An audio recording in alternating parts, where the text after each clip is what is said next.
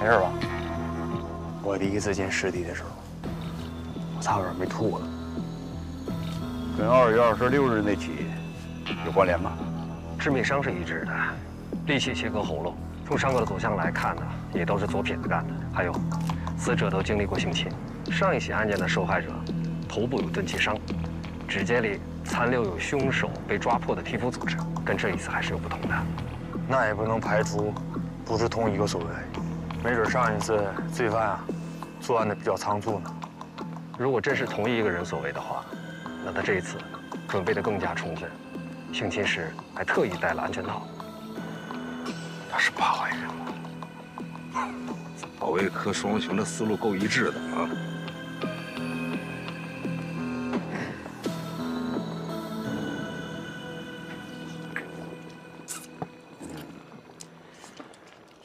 排查的怎么样了？哎呀，别提了吧，摸排了3天了，哎呀，啥也没有，连个毛都没摸着。你说你是怎么说话呢？你比这个国平早入警队，就这态度啊？国平，不学他，你稳点啊！我很稳。来，师傅，我再给你添点。以后不能叫我师傅了，你现在有正经的师傅了。那不正经的不也是师傅吗？来。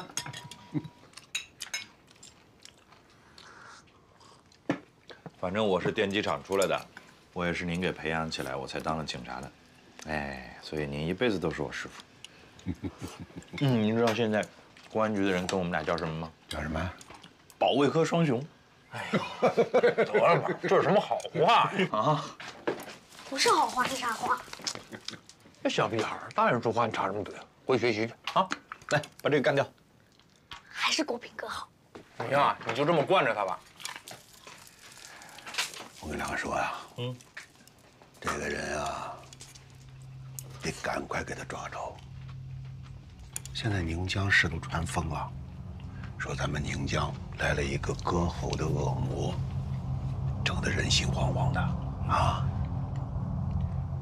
这个人吧，虽然选择的地方都是荒郊野外，但是那周围呢都是什么厂矿企业，这样的地方呢，单独的女工进出的情况就比较多。否则啊，他也摸不着这些受害者。你说咱厂区南边这个废料堆会不会有什么危险啊？没事儿，爸，只要不下雨就没事儿。这跟下不下雨有啥关系？因为下雨的时候，他作案就没有痕迹啊。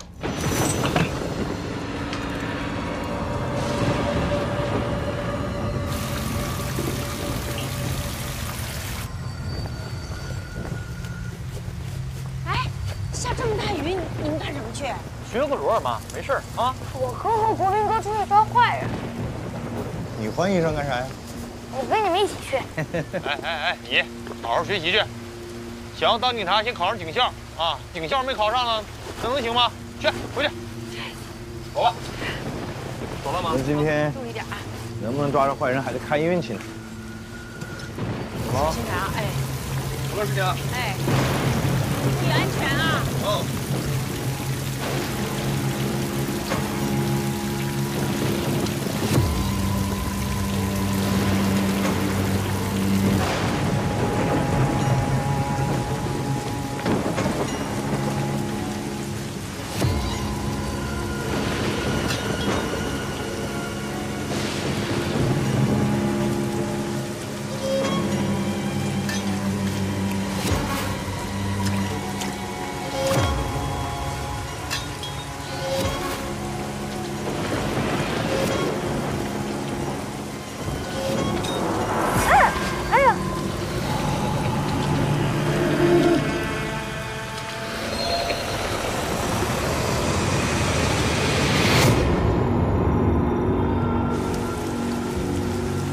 从那边走，我从这边走，咱俩到里面汇合，好吧？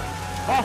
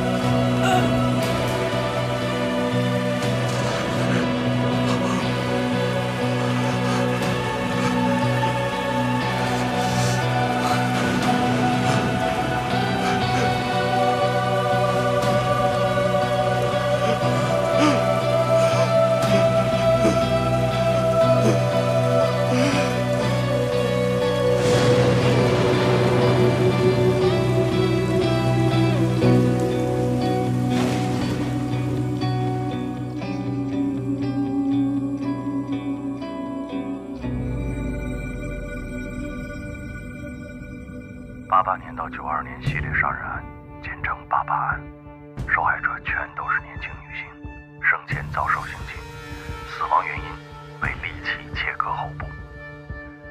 凶手选择在居民区或者矿场附近的偏僻地点作案，作案时间选择在雨夜，以此来掩盖作案痕迹。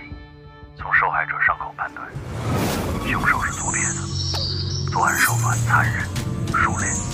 92年，凶手在最后一次作案后突然消失，至今下落不明。嫌疑人有没有脱离你的视线？你比陈山和同志距离嫌疑人更近，但你为什么晚到了？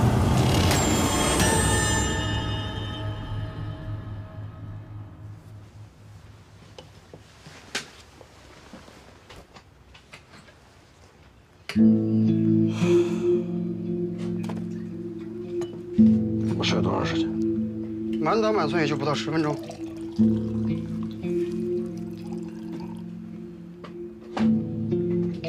中了大奖了。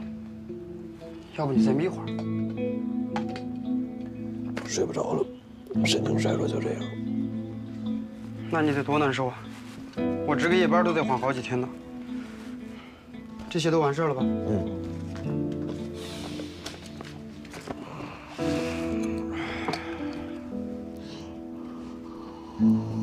今年能调到的重大刑事案件汇编都在这儿了。这是女性受害者案件，这是男性犯案人员案件。卫队，后半夜冷，你自己注意点。好。你会先走吧，到时候我把电闸拉了。那行，你慢慢看。来了，超。哎，卫队。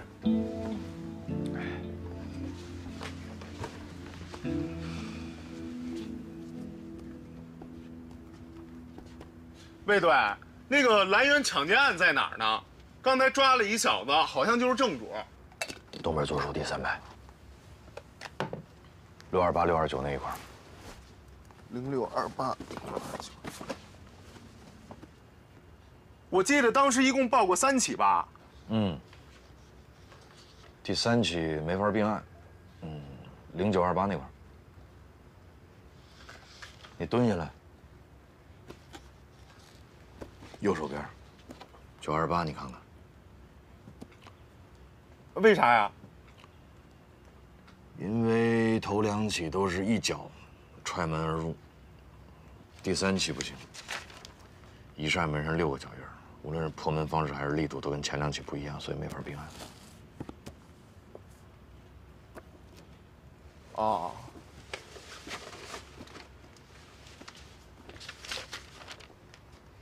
就服你。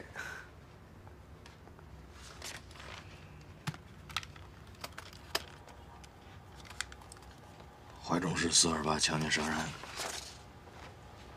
受害者为中年女性，生前确实遭到过性侵，但是经过尸检发现，致命伤在颈部，水果刀穿刺而成，而且还有多处的反抗伤，可见凶手暴力侵犯的力度并不大，所以不能和88案并案。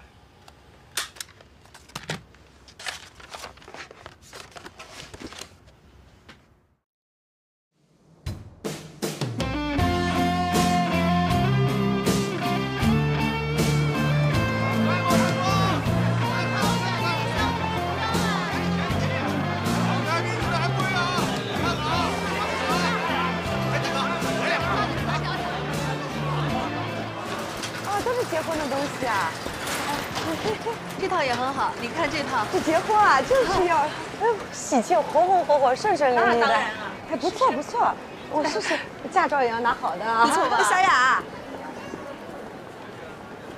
小雅，小雅。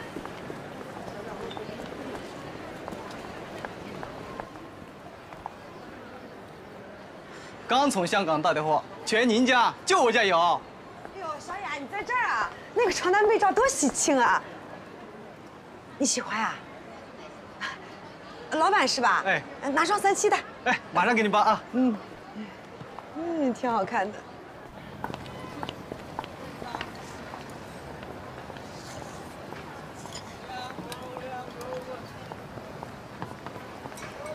小东，没醉啊？阿福真稳。 废话，快50了，还是老侦查员，还有谁比我稳？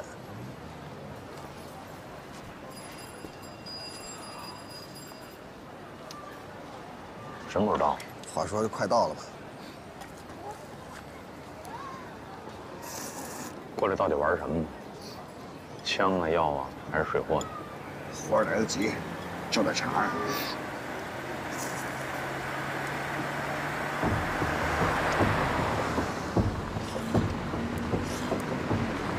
等会儿，等会儿。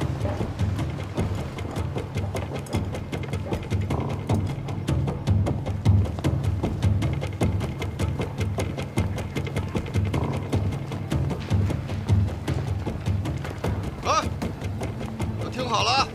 瞅准了再泼，别惊着群众，别碎了东西。听着没有，汤说你呢？得了吧，汤，上次那玩意儿是你。上什么次？上次这次说你呢，你得注意，别大锅饭，谁砸谁肥。好嘞。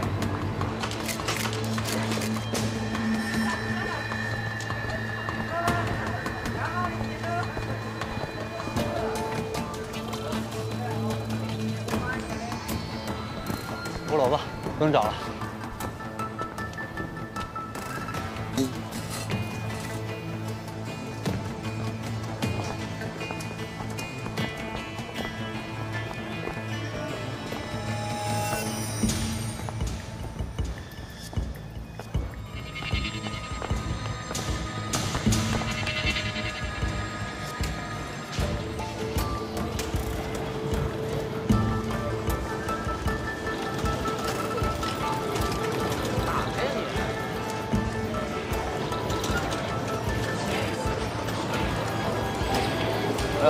几位大哥，玩游戏啊？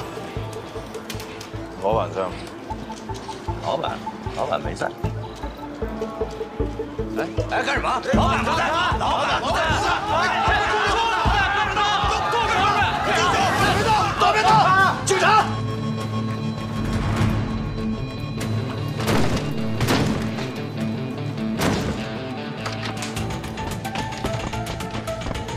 起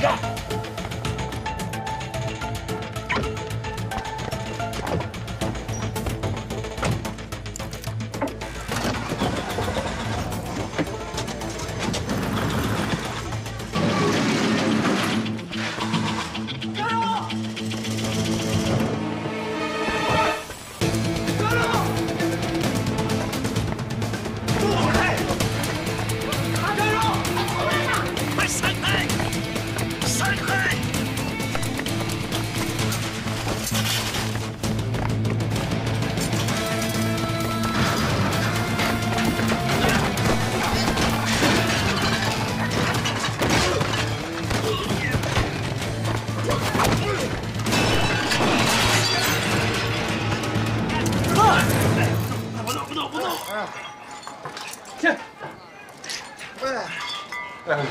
走，走。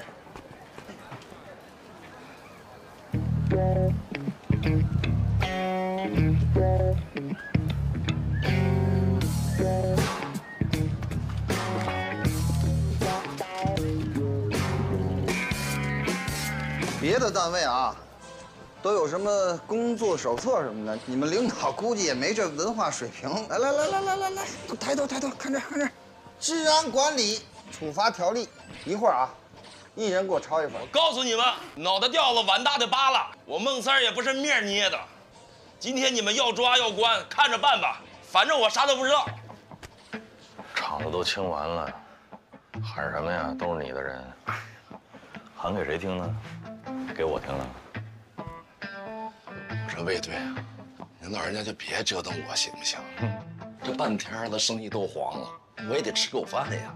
你吃饭那家伙在你肩膀上牢靠吗？孟三儿，你为什么跑？我知道啊，你要不要自己跟我说说？我什么都不知道啊。哦，那你知道我外号叫什么吗？当然知道，魏无期呀。哦，就是您老人家办的案子都是从无期徒刑起跳。那你要不要琢磨再重新说一说呢？我真啥也没干呀。你在这儿跟我说，我能帮你什么？你心里清楚。你现在不是我带你回去说，性质就变了吗？啊？你要不要重新琢磨怎么说？别给脸不要。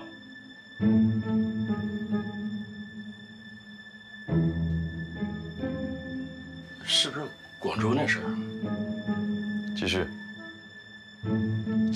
这是我对天老爷发誓啊，跟我一点瓜葛都没有。我不去，他们非得让我去，我就跟你几个广州人碰了一杯酒，我啥都没说。跟你没别的关系啊？一点关系都没有。你要想去，我都能带你去。你知道他们住哪儿啊？知道啊。提你好使吗？好使吗？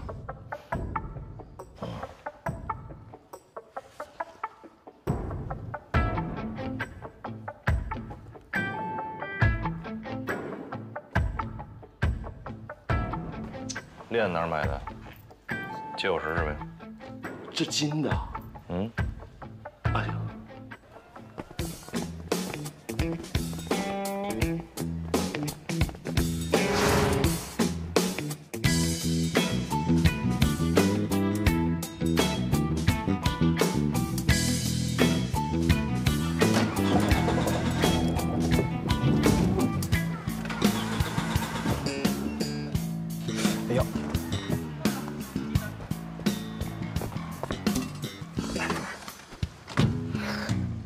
笑，不带脑子呀！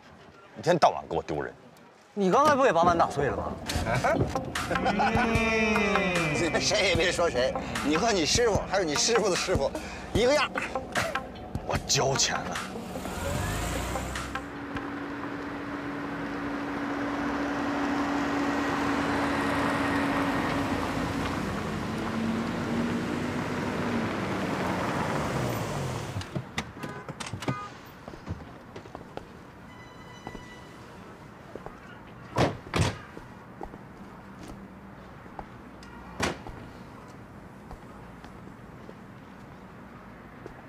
这帮人挺会挑地儿，这饭店适合抓捕。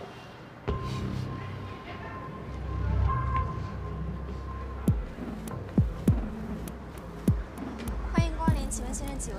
自己不会数啊？山无敌。你好，这边。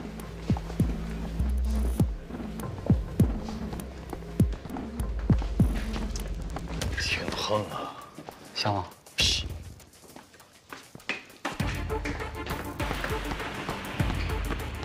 前面就是珊瑚天。我行了，妹妹，你先忙你的去吧，不用管了啊。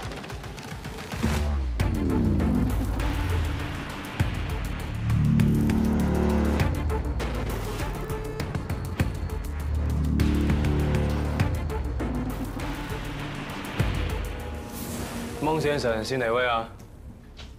我们老板要孟先生一个人进去了，剩下那些兄弟安排隔壁包间喝茶。信不过我孟老三的啊。行，喝啥呢？好嘞，大哥。这边请。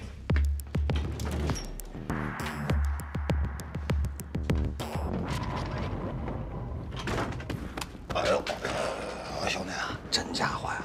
哎，你们那边什么价啊？给我们弄一批呗。你干嘛？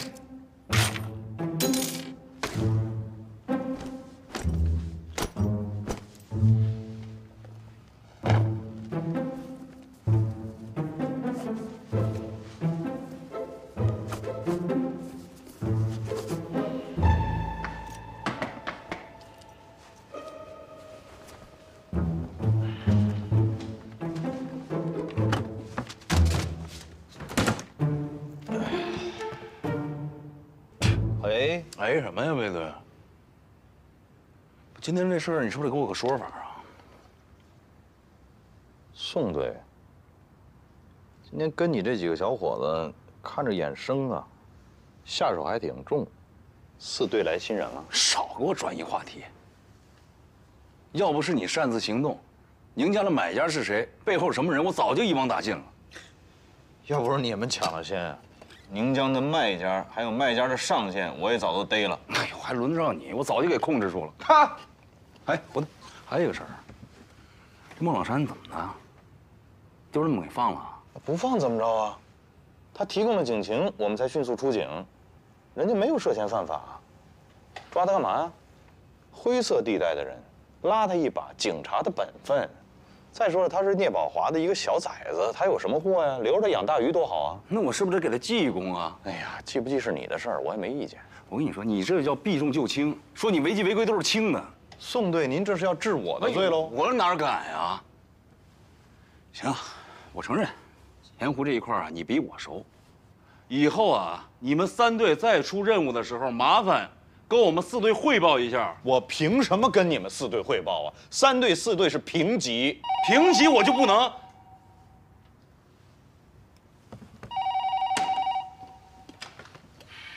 哎，你好，是刑警队。我不是跟你说了吗？有事给我打传呼，别往单位打。啊？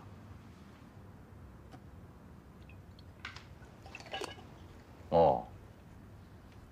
好，好，这就过去。嗯。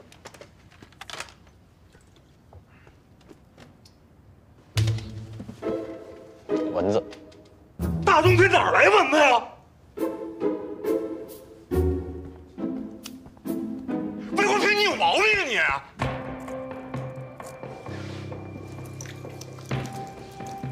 今天广州饭店的事，你听说了吧？听说了。你签的下，结果成了这样。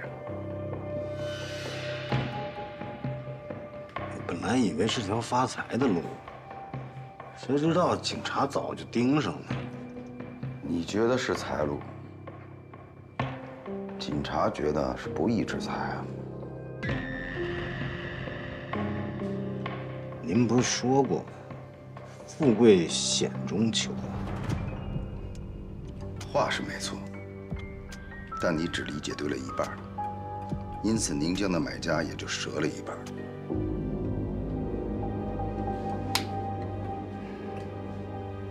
哎，我错了。这样吧，空出来的场子你先接下来，这回不会再办砸了吧？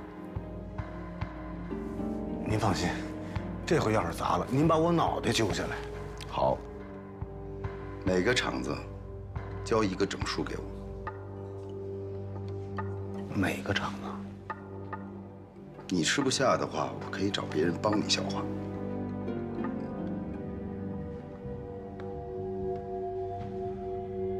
行，不勉强了。不勉强。既然把底下的事儿都交给你了，我也会找人罩着你。谢谢主任。啊，对了，我听虎子说您在电机厂遇上点麻烦，需要。这事儿不归你管，你不要碰。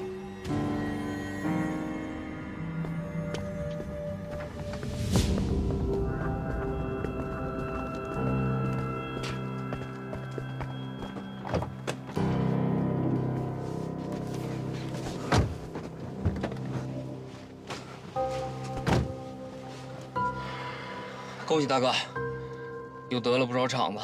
恭喜个屁！你知道我这次要拿出来多少钱吗？聂宝华这个老狐狸，他早就料到了广州人那条线肯定会被警察盯死，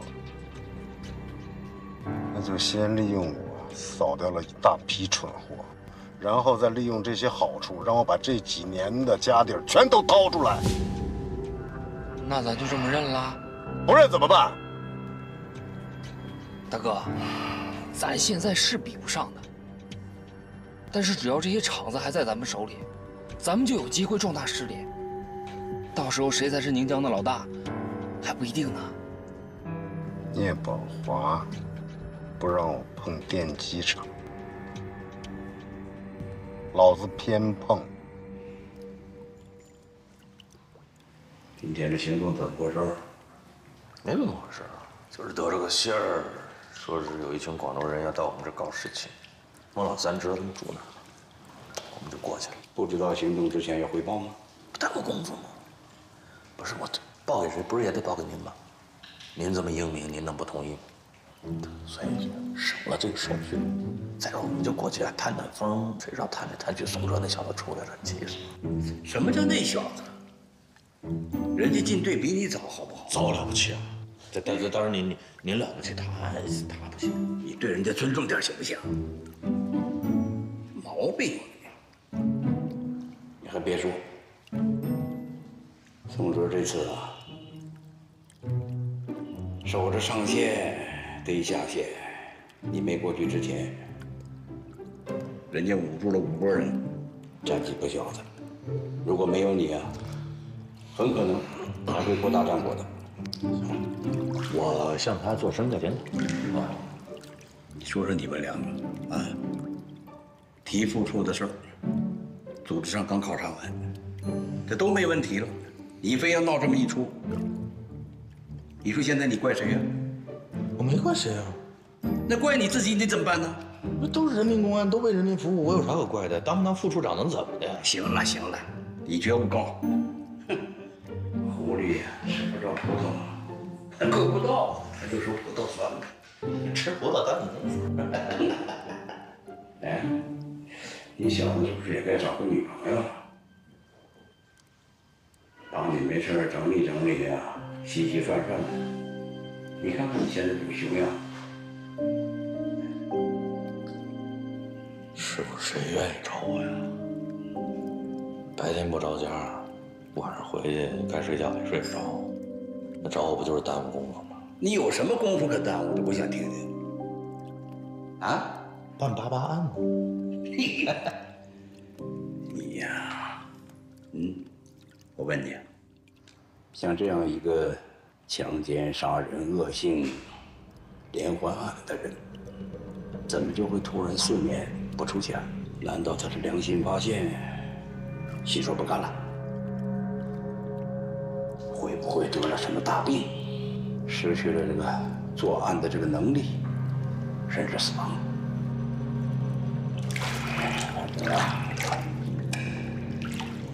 现在想把他挖出来是越来越难了。那该挖也得挖呀。是啊，为了这个案子，你这没白天没黑夜的，把自己还真的折腾够呛，到现在这得了失眠症了。但是国平，在宁江也不止这一条案子，那些所有的案子也不都是你的。主次还是要分得清，要想得开，往前看。回头啊，抓紧时间，赶快把爸爸案的材料整理出来，准备移交，移交？对，凭什么？命令。谁的命令？我的。那不听。什么？我的案子我凭什么移交给别人？我的命令你不听吗？我的案子我就不能移交？你跟我拧是吧？那好，明天先去水库干啥？锻炼。去了去了，又不是没去过。气我呢是吧？啊？ Whenever you slough off skin cells, for example, you are regenerating cells constantly. The cell that you have has the DNA in it, and in order to reproduce the cells, your body makes copies of that DNA.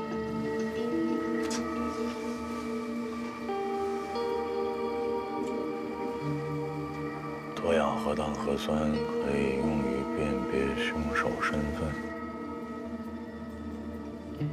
嫌疑人有没有脱离你的视线？你比陈山河同志距离嫌疑人更近，那你为什么晚到了？我跑错路了。你对电机厂那一带很熟悉啊。那受害人怎么样了？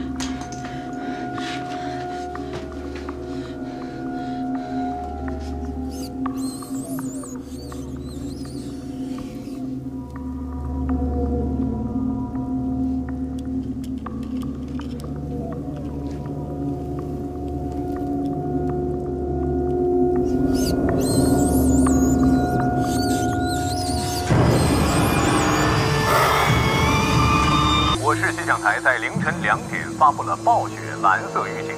今天6时，我市迎来了近10年来最大的降雪。到明天14时，宁江市将持续雨夹雪，降雪带来的降温和冰冻天气可能会影响您的出行，希望市民合理安排出行。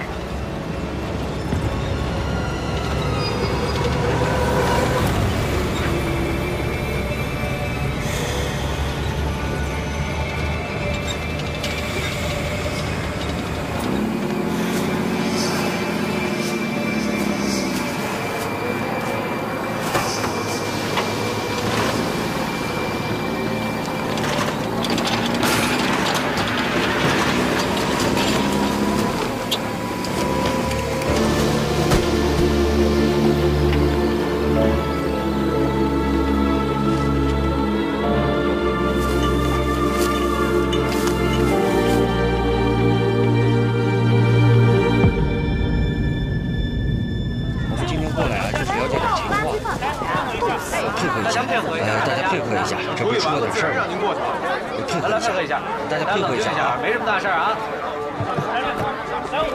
卫队，你可来了？怎么了？出大事了，不然不可能惊动你们。来，让一下。没什么好事，互相支持一下，时间不会很长的，好不好？互相配合一下。包所，往后退。这是我们豆芽桥所所长包维强。你好，来了。情况是这样，今天上午5点15分，我们辖区的一个环卫工人到所里来报的案。东西呢，就是这垃圾箱里发现的，现在就在他家里搁着呢。什么东西？去看看吧。走，来走。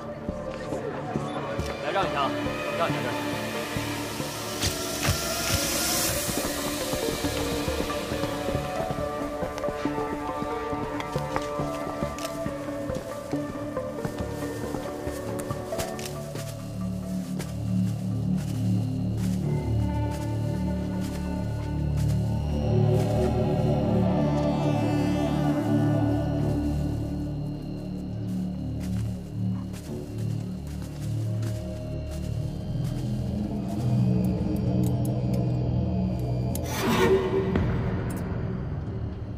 这什么肉？疑似部分人体组织。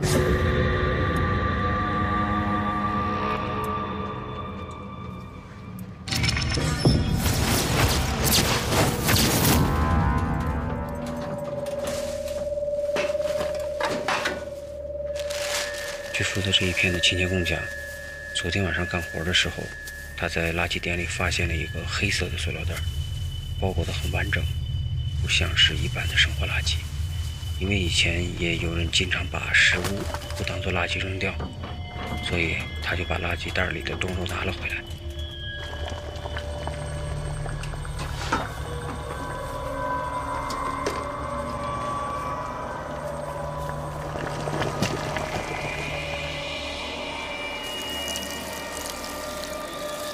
回到家里，他烧了水，打算给肉解冻，结果就发现了人的牙齿。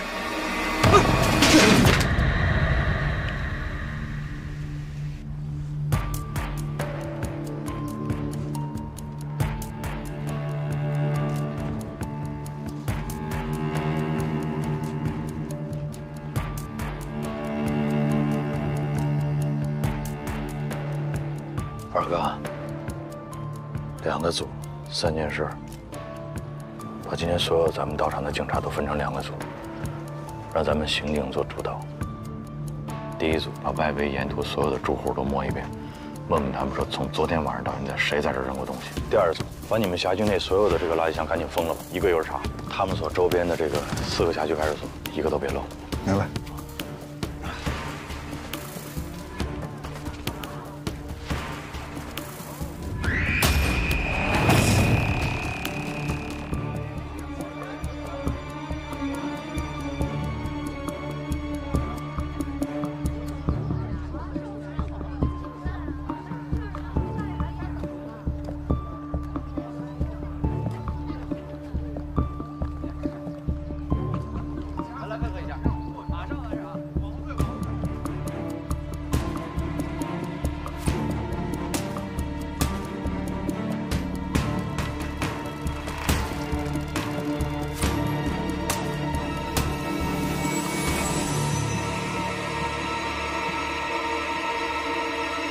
卫队，又冒了。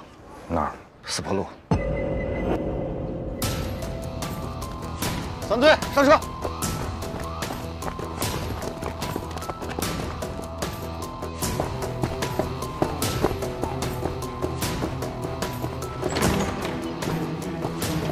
同学们，因为发生重大案件，今天的课暂停一次，大家自行复习啊。好。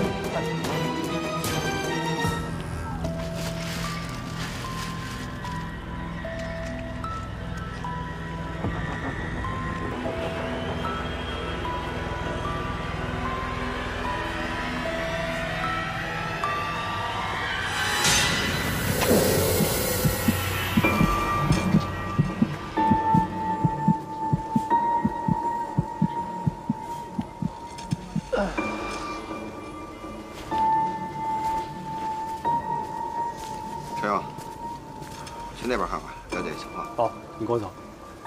大姐，麻烦问一下，那段垃圾什么时候清的？我们一般是早晚各清理一次。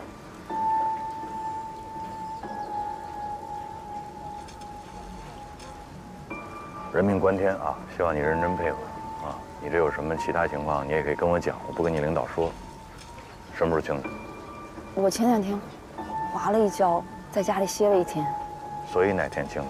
前天下午刚拉走了一车。前天24号。好，哎，先去吧。来，24号，那就是24号夜里和25号抛尸的可能性最大。这2包尸块应该只是一小部分，至少还有60、70斤不知道在哪儿。二哥，那我有没有可能把这个时间线再往前拉？比方说23、24，假设都有可能有人抛呢？那如果要这样的话，那时候抛的会不会现在已经进垃圾处理站了？很有可能。那这垃圾这个，老包，哎，就整个咱们这一片这个垃圾啊，一般是归置到哪儿？哎呦，这样，我赶紧安排人去问。赶紧。这个包明显比豆芽桥那个包要重得多。如果那边那个包可以手提着，这个包恐怕拎不了多远。所以我怀疑凶手有交通工具，至少是个自行车。咱这么着，假设是豆芽桥、四坡路，往西颐和南路，往南华中路，这是分进路是吧？对。抛尸案的特点一般是越抛越远，近的用手提，远的用交通工具。那豆芽桥这儿，有可能离案发地点更近。咱们这样，往前推，时间拉长啊，5天。你们去打听所有刚才我提到这些路段的夜巡民警，值班的时候谁看见推自行车的可疑的人，尤其是后座或者踏板上有包的，明白吗？3。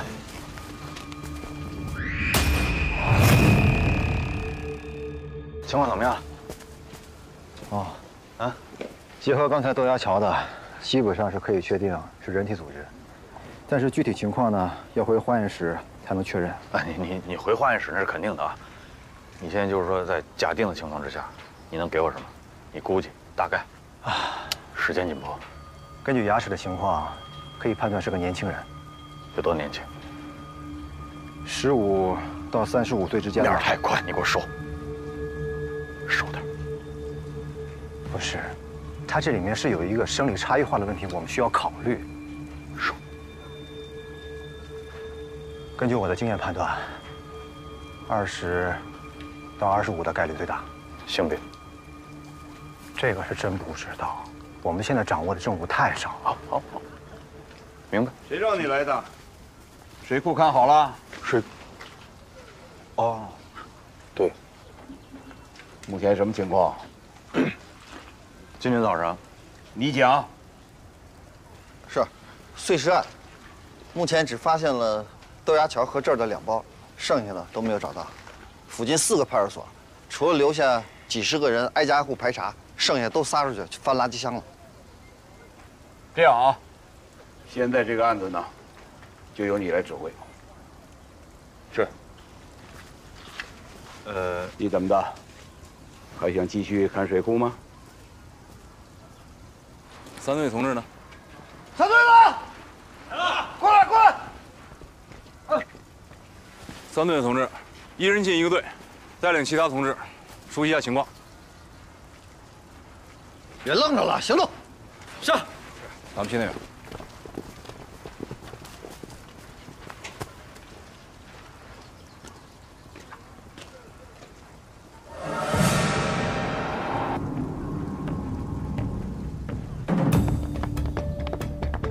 现场的痕迹破坏的比较严重，我们能掌握的也只有这些。廖局，哎，老顾，给你介绍一下，这位是在宁江组织学习的省警校刑事侦查学教授吴克，我们认识，好久不见，老吴。日子过得真快啊，10年了吧？开始吧。目前掌握的线索非常有限，死者是谁？死者的性别、身份、案发的时间、杀人的现场在哪儿？ 分尸的地点又在哪儿？这些对我们来说都是一概不知。再加上外面，现在这个雨是断断续续下个没完没了，现场痕迹的保存条件呢是非常差，这在很大程度上增加了我们破案的难度。这样吧，我们先请省警校的吴教授拓展一下我们的思路。吴教授，我看还是先听听年轻人的意见吧，他们的思路比较开阔。 你怎么看？就是你。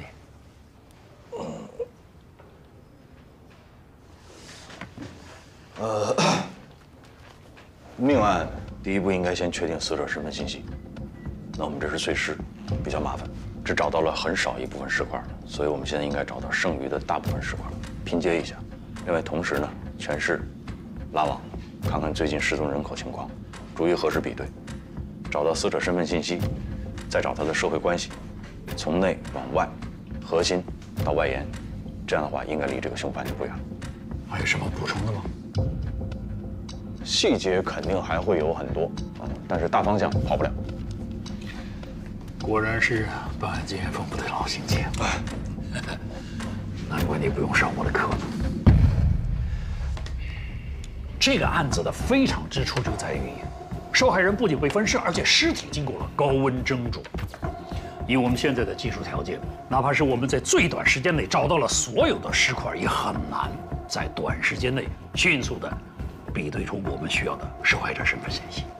那吴教授，您的意思？改变传统的由内向外的方法，用由外向内寻找尸源，当然是要继续做。可是现在不是工作的重点，重点应该是在宁江的周围布上一张大网。 您是说要设卡是吗？对，不是，设卡的前提是我们应该先知道嫌疑人是谁，对不对？你现在鱼都不知道是谁，你就结这个网，你往哪儿撒？能不能先把嘴闭一下，听听吴教授怎么说？哎，他说的也对啊，单是设卡的话，那真是像大海捞针。但如果我们在织网的同时，想尽一切办法把这条鱼赶出来，那我们就有可能变被动为主动。 各位领导同志们，你们想啊，如果这罪犯没跑，在家里边，咱们可以直接把他给堵在家里面。如果他耐不住性子要逃离，在这种仓促逃离的情况下，就是即便咱们抓不到他，这也会留下大量的痕迹，还有线索，是吧，吴教授？好啊。不是，那我们这个尸块还找是不找？谁不让你找了？不是老魏没说不让你找，是吧？咱们现在是主要找主攻方向。 要分个主次，我分得清主次，我听明白了。我们找尸块这肯定是次的，问题是次的，你们能给我多少人？谁说你是次要的了？你听人家把话说完行吧？我认为首先我们要满足这个排查、设卡的警力布置，剩下的全都给你。那可以。好啊。宋哲，说一下人员具体怎么安排的？是这样，我们全市干警现在能动用的不到200人。 我这边要是拉网排查，最少需要150人。我那50也给你算了呗。真的，200人设卡拦，然后人没到的时候，你们直接把那个垃圾箱替我也翻了，不完了吗？哎，你干什么去啊？我会没开完呢？不是，这个会我看明白了，我要再开下去的话，我3大队的人都保不住了，对吧？西瓜反正已经有人捡了，芝麻你们还捡不捡？芝麻不但要捡，一粒都不能给我少，知道吗？3队保证完成任务。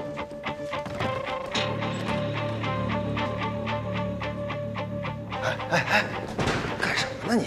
人家毕竟是省里来的专家。是啊，宋哲在就够了，我们不做别的工作吗？怎么样？各居民点垃圾箱都没有发现新的情况。咱不管他那个，我们干我们的，找石块还是第一要务，所以垃圾中转站必须得找，再不找来不及了。几位领导，我问一下啊，因为每天离开咱们泥江的人比较多，我们怎么才能迅速判断出谁是凶手的？这种程度的分尸，其实是很难办到的。因此，我们怀疑这个凶犯他应该具备有相当的外科手术能力的人，或者是有宰杀牲畜的经验。他还需要独立的、可以操作的空间。找个人捎给我师傅。就说这是我补充发言。好，走。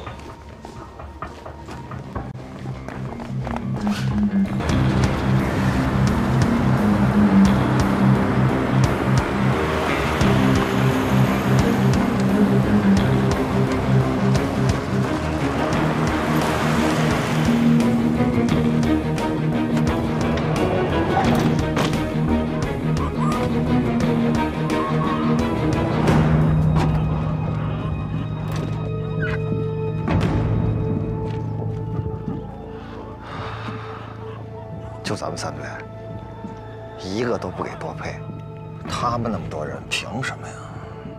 凭什么？人多也不一定就强，是吧，二哥？你别说150、200，你2000、2万个人给宋哲，他也不见得能逮着嫌疑人。有的时候，真理往往就是掌握在少数人手里，对吧？是。走吧。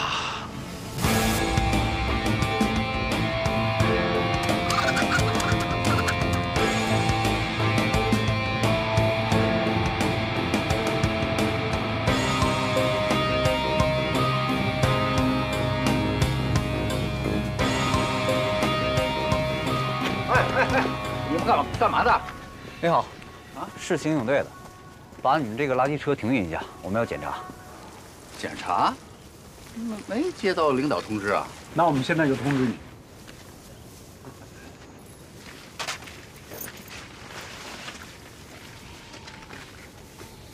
你们几位真的要搜这里？是。确定吗？确定。真的？真的。这我得劝你们几个。哎，您就开门吧。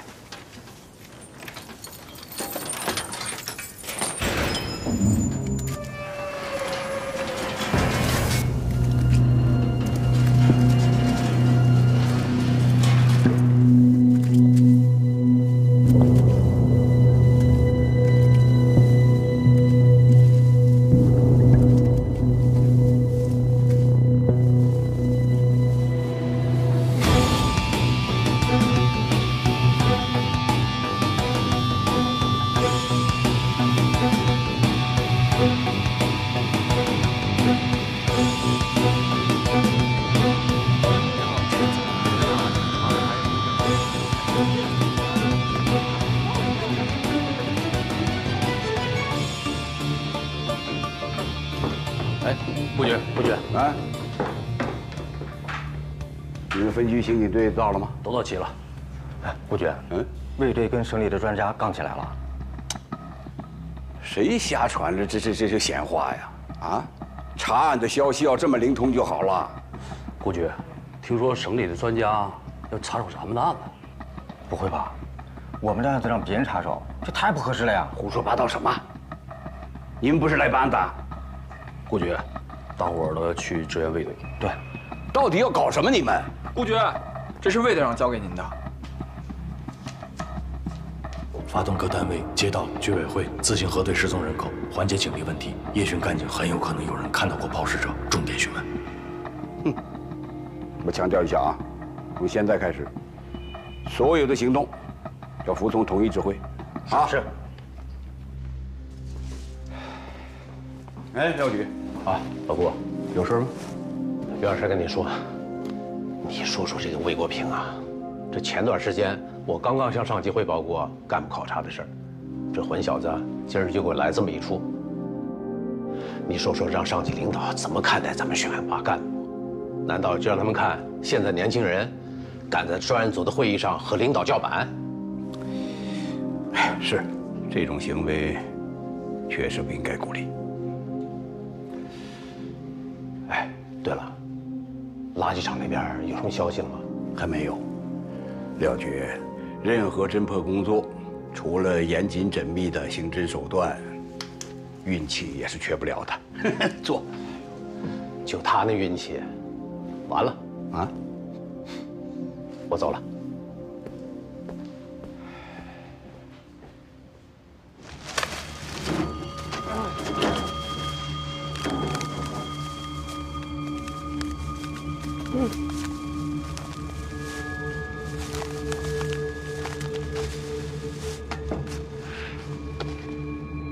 这里边能有石块啊？我刚才不是说了吗？前下后区5天的垃圾都在这儿了。从侦办逻辑上来讲，这个地方肯定会有发现的。都能变态为凶手，哪有什么逻辑啊？谁告诉你变态就没逻辑了？那88年那个案子凶手不就没什么逻辑吗？那吴教授还让我琢磨说这个陌生人作案的可能性，你说这不扯淡呢吗？人家是专家，你就和我一样听着不就完了吗？专家也不能太偏心眼了呀！你看人家宋处兵强马壮，你再看看咱这边这什么呀？这是，哎，咱们还叫哀兵必胜，咱们以少胜多，好不好？好，加油！加油！哎，顾局，我正好要找您。现在这么一个情况，现在尸块啊没找全，有2种可能：一是他们已经抛完了，咱们没有找到；第2种呢是还没有抛完。如果是第2种情况的话，他就要急于的出手，我们可以引蛇出洞。引蛇出洞啊？那你是想瓮中捉鳖了？对，小子可以呀，哼，那就按照你自己的想法大胆做就是了。不是，这是吴教授的建议。这是咱们的案子，还是人家的案子？当然是咱们的。咱们的案子，你现在有没有自己的主张？有是有，但是我是觉得人家毕竟是专家呀，又是教授，听听人家的意见没什么坏处。优柔寡断、磨磨唧唧的，你自己又不是没有这个能力，是不是？记住喽，越是在关键的时刻，越要自信。在这点上，魏国平就比你强，但是他是太过了，你是太软了，2个人都不到位。我告诉你，一个案子的主办人，在听取别人意见的同时，更要结合自己的调查，拓展自己的思路。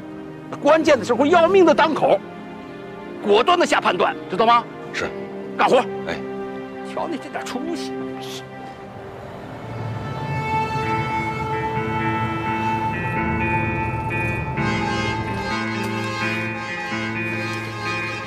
来支援了！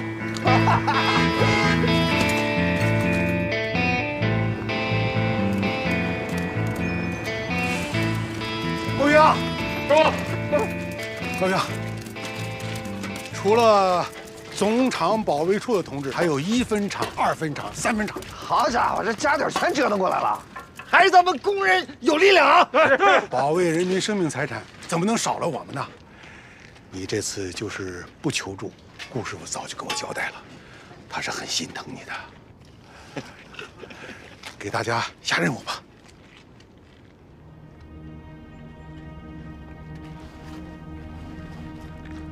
各位老少爷们儿们，现在我下面要说的话和我们一会儿要干的事儿，麻烦大家帮我们一概对外保密。啊，因为什么？近期发生了一起恶性案件，所以我们现在要请大家帮忙的是，进到这个垃圾堆里，帮我们寻找到人体组织。尸块吗？没错，就是尸块，以及找到尸块周边的东西，因为这些东西都跟案件有牵连。时间紧，任务重。要是害怕的、忌讳的，或者家里边有老人、孩子不方便的，尽管提出来，可以回去，我们完全理解，啊。所以呢，就是咱们进去之前，丑话说头里，问问大家的意见，不知道行不行？添麻烦了。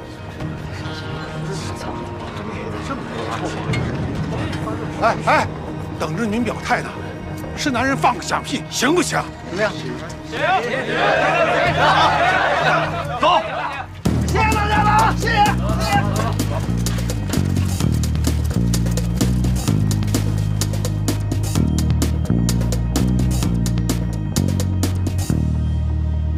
宋总，哎，新的讯问笔录啊，去吧。您看一下。不用了，每份笔录按时间线排序，交叉比对，尽量详尽地还原具体情况。明白。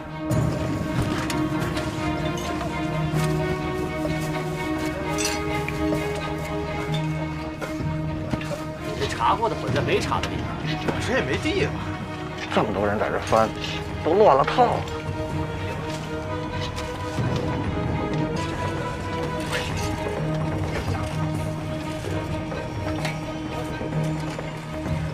二哥，这什么地方？1书2厂早倒闭了。哦。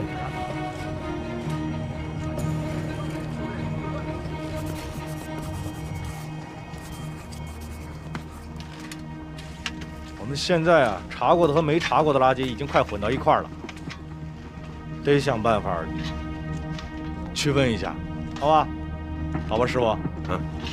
站长，咱们这个垃圾的堆放是按照您跟我说的大概日期来的，是吧？都没错。师傅，你们人多，先把离现在最近的门口这个25、26号这部分清出来，好吧？程勇，你带组人，在围墙西头开个口子，把已经检查过的往印刷厂大院里边排。然后是22号这一片，垃圾最多也最有可能有线索的，直接贴着它，从东面开个口子，扫完一部分就运出去一部分。等这2部分都清完了，地方也腾出来了，咱们再回头清23、24号这2堆。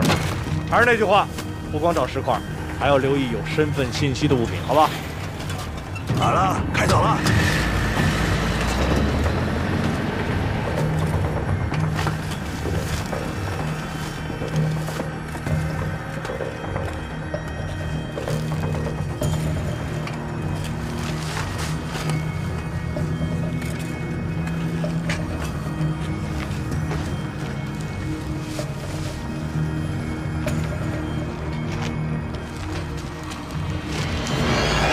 别动！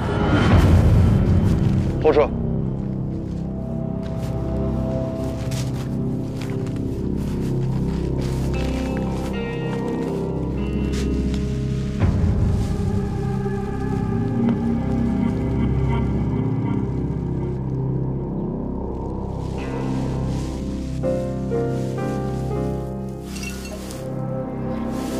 江东宁江市。没有，应该没有这个市字。宁江什么分公司？这应该是22号的垃圾。兄弟，你先靠边喘口气啊。没事，我还行。我叫技术科的人，顺便给大家带点姜汤水。啊，再弄点感冒药过来。好嘞。啊，怎么了？说，小王庙派出所来了个电话，说有维协群干警看见过可疑的助力车。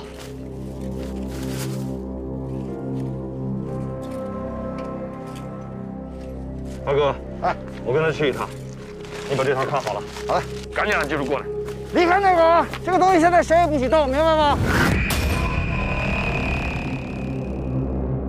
我们这片啊本来就很偏，过了晚上10点，马路上基本上就没什么人了。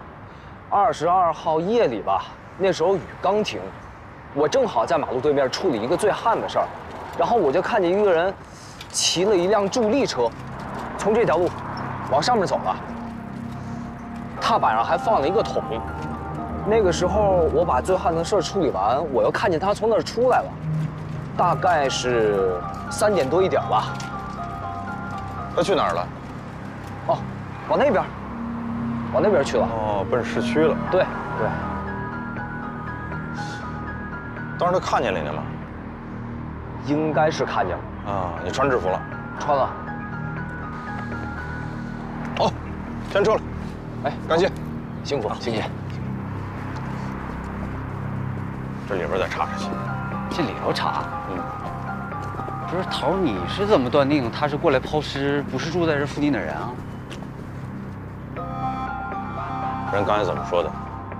这人过去又回来，都是从他们眼皮里过去的。人就穿着制服，那说明什么？说明他对这地方根本就不熟，怎么还可能住这儿？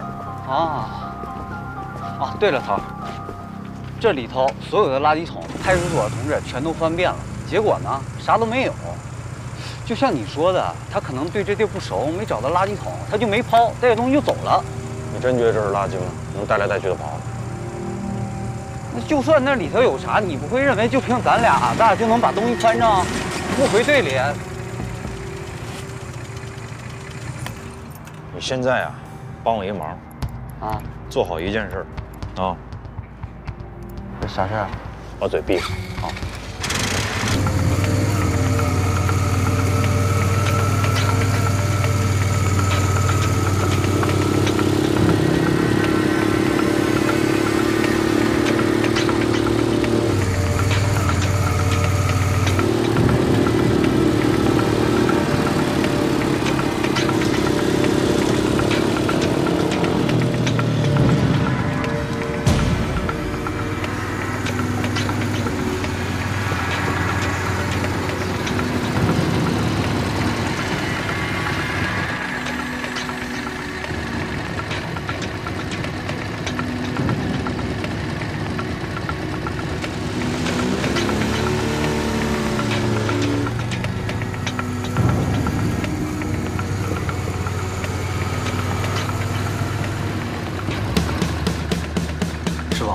这3条路走哪条？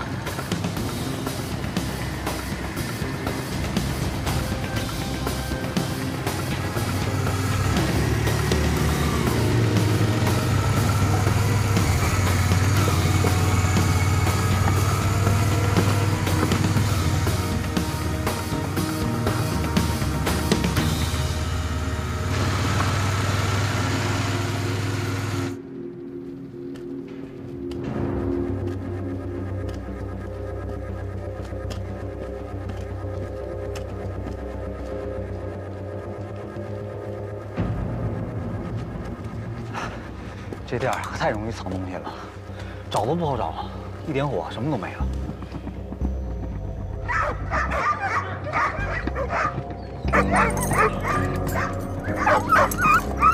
你们怎么知道的？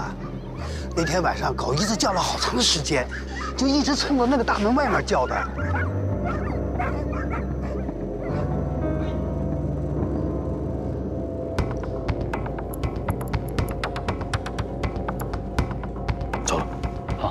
谢谢啊。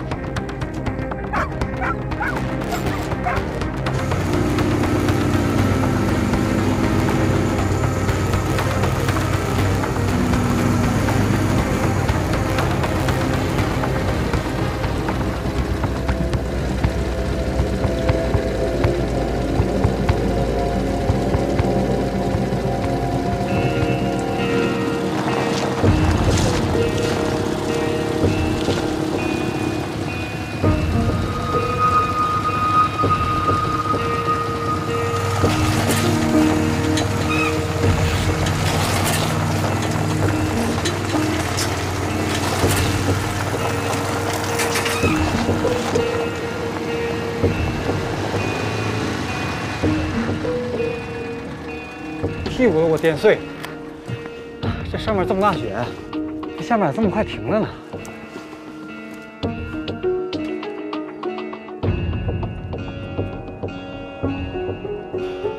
哎呦，这么陡的坡啊，要没我，你骑都骑不上去啊！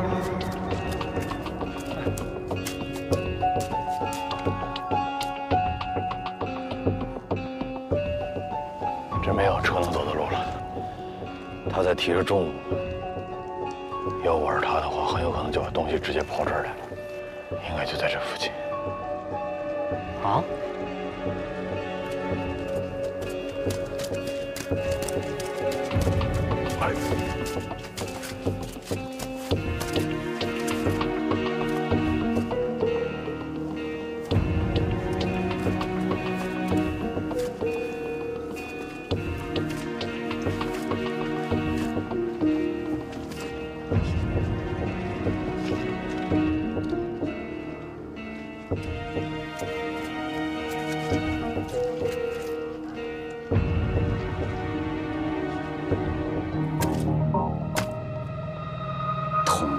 啊。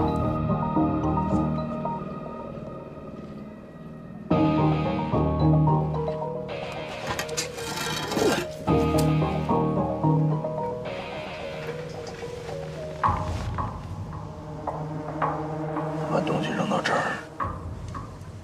我们这东西已经很重要啊。下去看看。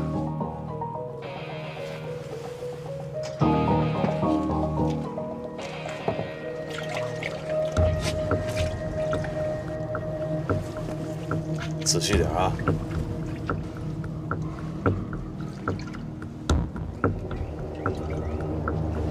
一寸一寸摸。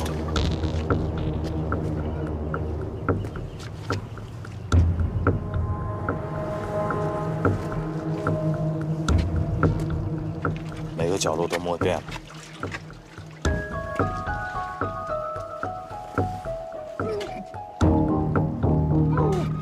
摸着了。不管摸着什么都别吐里边啊！忍着点。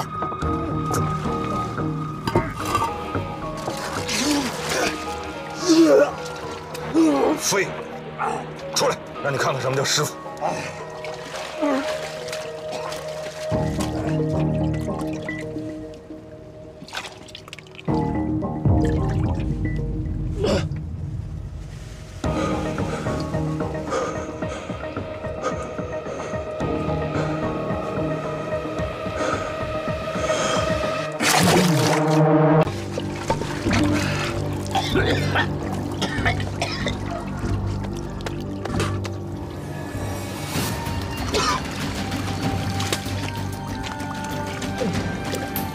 打下去，还用打呀吗？别废话。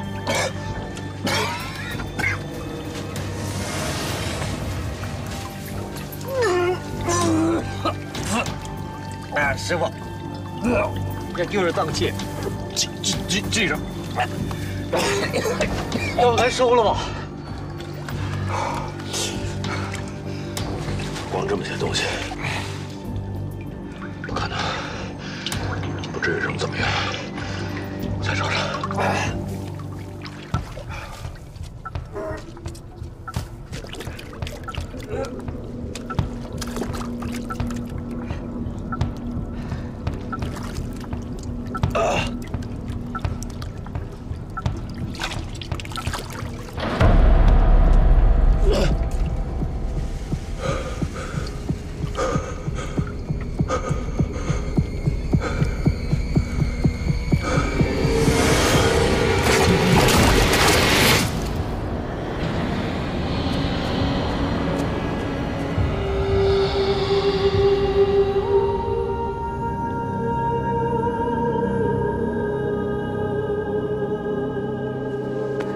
把衣服拿来，快换上，穿上，你感冒了。志远，怎么抖这么厉害呀？吓着了。那是个人啊，活生生的人，就那么被分尸了。所以啊，我们呢就得对得起他。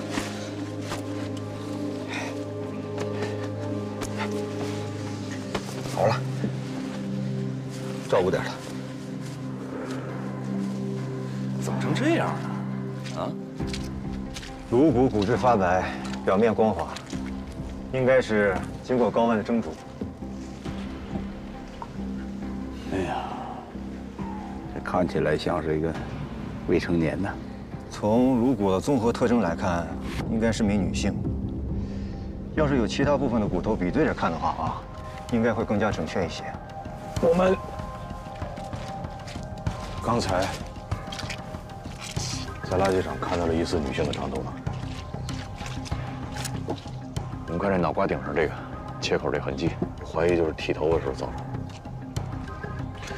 这个恢复原样需要多长时间？颅骨破坏的比较严重，这轮廓点呢都已经不清楚了，要拿回化验室做一个手工填补，还原这个颅像。但是这样的话呢，还原的准确度不会太高。你能不能说点有用的？什么快说什么，快点！垃圾都分完了吗？没有，回去接着干，干得精细点啊！哎，知道。把我那衣服拿出来。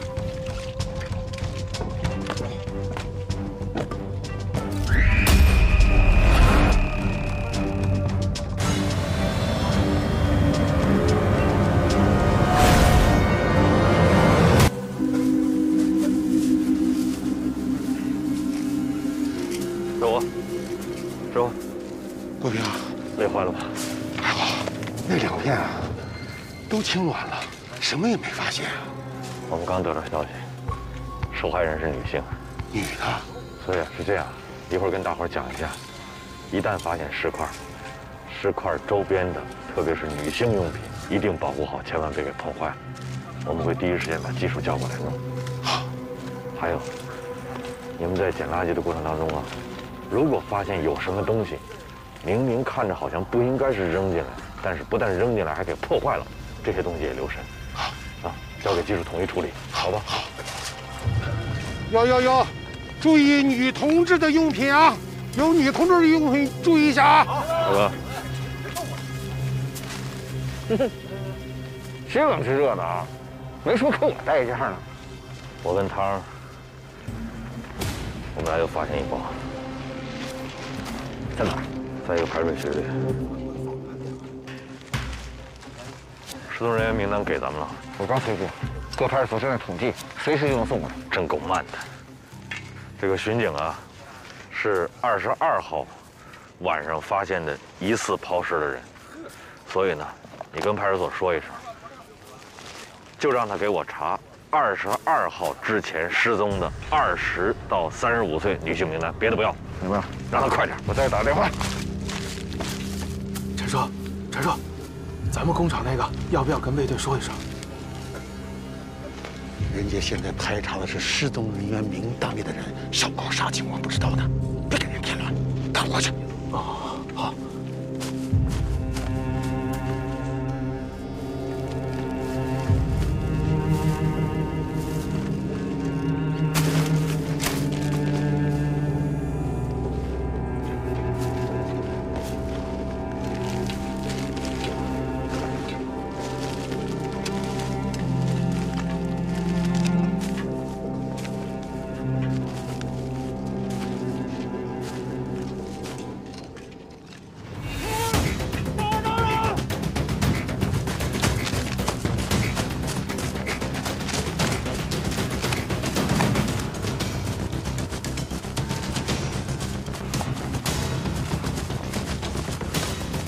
叫技术，快跑，快点，快！技术！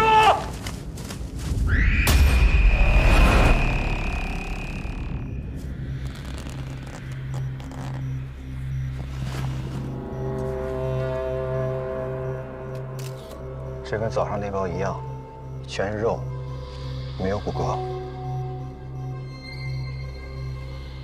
这部分，根据我的经验判断。 应该是颈部的环状关节的前呼吸，但是从肌肉的伸缩程度来看，不像是死后被人切断的，应该是活着的时候被人一刀给割喉了。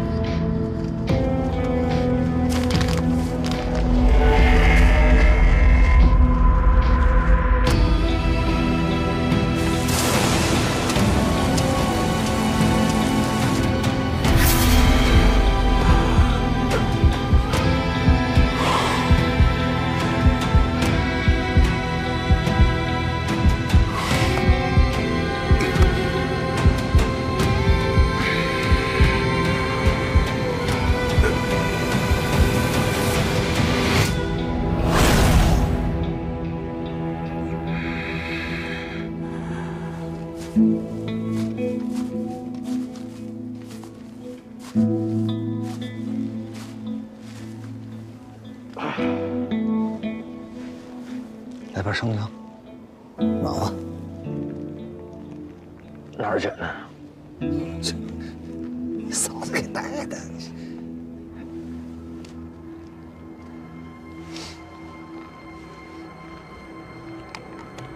我觉得他回来了。什么？那个人，我觉得他回来了。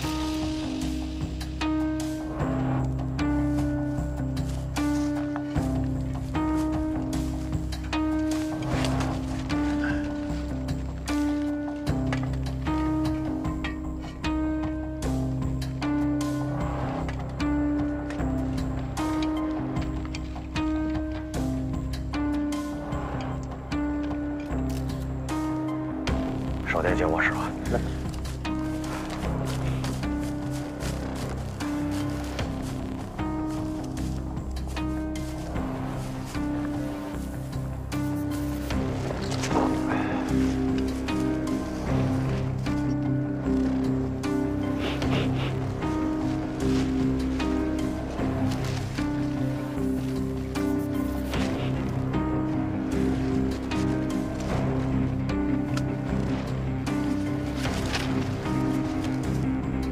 军儿，哎，地图带了吗？在。找五分河粮站。找到五分河粮站。要有铅笔盒。杨树村小学。找到杨树村小学。好，延安巷。找到延安巷。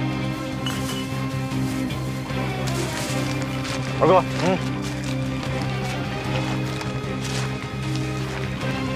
五分河粮站，杨树村小学，延安巷。这个钟的话，福安里。福安里。这把石块是从幸福小区的垃圾箱运过来的。那二哥，你手里跑个头吧。好嘞。二叔，就这些蟹壳子、碎酒瓶子，怎么确定是这个小区的？想知道啊？啊，你教教我。去，问你师傅去。你等等我，你别走啊！师傅，你教教我。这么晚了，别让二叔去了，我去，保证完成任务，行不行？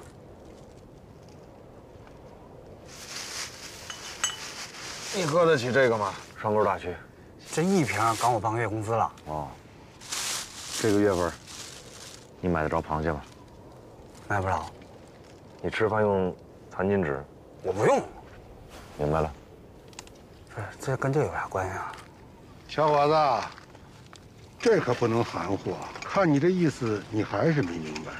你师傅的意思，幸福里是这一片高档小区。就是俗话说的富人小区。阿奎，我这样解释行吗？还有问题吗？没问题。你明白了，我还没明白呢。去了之后怎么做啊？找到这个吃螃蟹的，他有可能是这个抛尸的目击者。不管他去过哪儿，什么时间去的，然后怎么去的，路上都有谁看见了什么，听见了什么，闻到了什么。我都给他调查清楚。哎，啊，骑摩托车去。哎，好嘞，保证完成任务。路上慢点，别乱七八糟的。好嘞。我们现在已知的有3个抛尸的地点，第一个是四坡路，第二是豆芽桥，还有刚刚发现头颅的蒋王庙。你认为，根据这3个地点，就可以大致确定凶手的居住位置？理论上是可以的。那我问你。凶手到底住在哪儿？就是不好说，是吗？城南、城北、城东、城西，是不是都有可能啊？是。哎，宋长，哎，咱们市那些明哨、暗哨到目前有什么发现？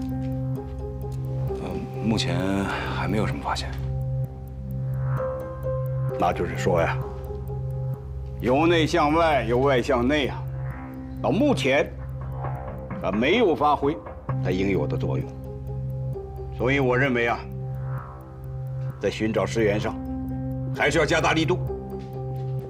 啊，郭局，垃圾场有新情况。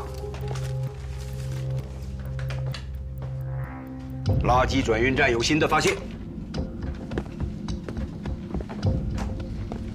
福安里啊，福安里。你看啊，豆芽桥是我们第一次发现抛尸的地点，也是尸块最少的地方。四坡路发现的尸块是豆芽桥的1倍，然后我们又发现了福安里，等于说凶手是沿着这条线一直在抛尸，而且抛的都是碎石块。而在蒋王庙呢，凶手是把一部分内脏和头颅扔在那儿了。咱们都知道，抛尸是有一定规律的，叫近小远大。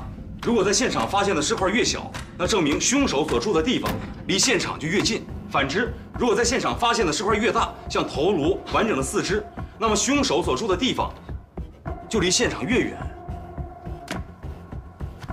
这样的话就可以判断出来，凶手所住的地方应该是在四坡路、豆芽桥西北一带。好，我认为我们现在可以进一步缩小侦查范围，把这个家伙尽快的逼出来。按照吴教授说的，向福安里一线加强兵力，啊，行动。是。失踪人员名单送过来了。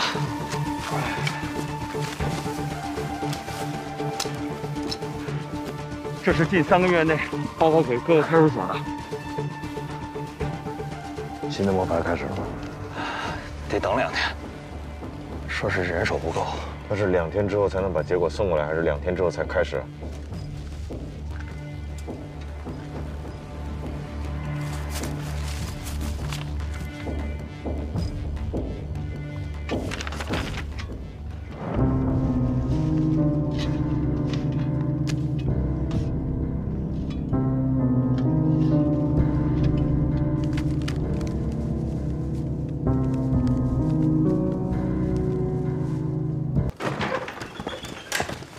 师傅，您坐。师傅，您想想，最近咱们电机厂有没有失踪的？没有。再想想。没有啊。高秀莲。哎，厂里已经撤案了呀。我人找着了是吧？没有，没有为什么撤案？对，人家家属能同意吗？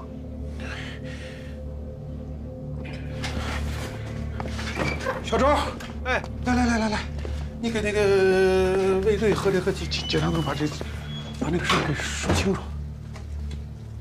啊，卫队，就上礼拜1晚上9点多，我刚洗完澡回来，就看见高杰走在我前头，从后门出去了。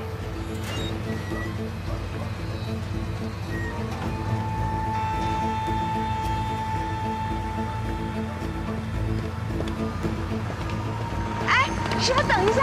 哎，